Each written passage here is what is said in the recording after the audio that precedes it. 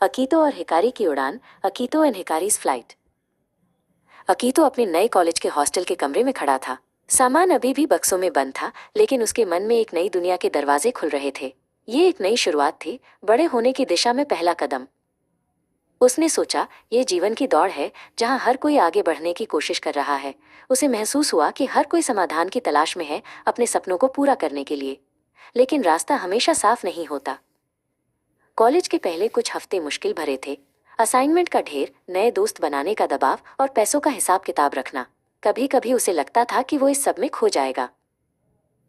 एक शाम जब वो अपनी किताबों के बीच बैठा था तो उसने सोचा, क्या ये सब सिर्फ पैसा कमाने के लिए है या कौशल और ज्ञान का भी कोई महत्व है। उसे लगा जैसे वो एक चौराहे पर खड़ा है जहां हर रास्ता अनिश्चित लग रहा था। तभी उसकी नज़र एक छोटे से डिवाइस पर पड़ी जो उसके पिताजी ने उसे दिया था। ये एक नया एआई असिस्टेंट था।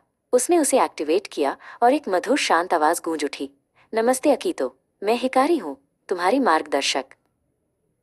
हिकारी ने समझाया, हमेशा याद रखना अकीतो, एआई सिर्फ पैसा कमाने का जरिया नहीं है। ये तुम्हारे कौशल को निखारने, नई चीजें सीखने और तुम्हें बेहतर बनाने का एक शक्तिशाली उपकरण है। अकीतो ने हिकारी की मदद से एक नई प्रोग्रामिंग भाषा सीखनी शुरू की। हिकारी उसे जटिल अवधारणाओं को सरल तरीके से समझाती और उसे अभ्यास के लिए मजेदार प्रोजेक्ट देती। धीरे धीरे अकीतो को महसूस हुआ कि वो सचमुच कुछ सीख रहा है। एक दिन एक मुश्किल प्रोजेक्ट में वो अटक गया। निराशा होने लगी। हिकारी ने कहा, ये मत भूलो अकीतो, कुछ लोग जीवन में बहुत संघर्ष करते हैं लेकिन वे हार नहीं मानते। महत्वपूर्ण ये है कि तुम अभी क्या कर रहे हो, क्योंकि यही तुम्हारे भविष्य की नींव है।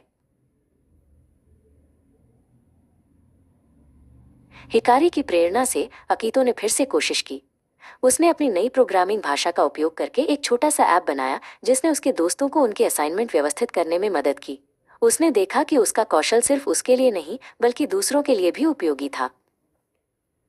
अकीतो ने महसूस किया कि बड़े होना सिर्फ चुनौतियों का सामना करना नहीं है, बल्कि लगातार सीखना, अपने कौशल को बढ़ाना और दूसरों की मदद करना भी है। हिकारी के साथ उसे अब भविष्य उज्जवल और संभावनाओं से भरा लग रहा था। ये उसकी अपनी दौड़ थी और वो इसे अपनी गति से जीतने के लिए तैयार था।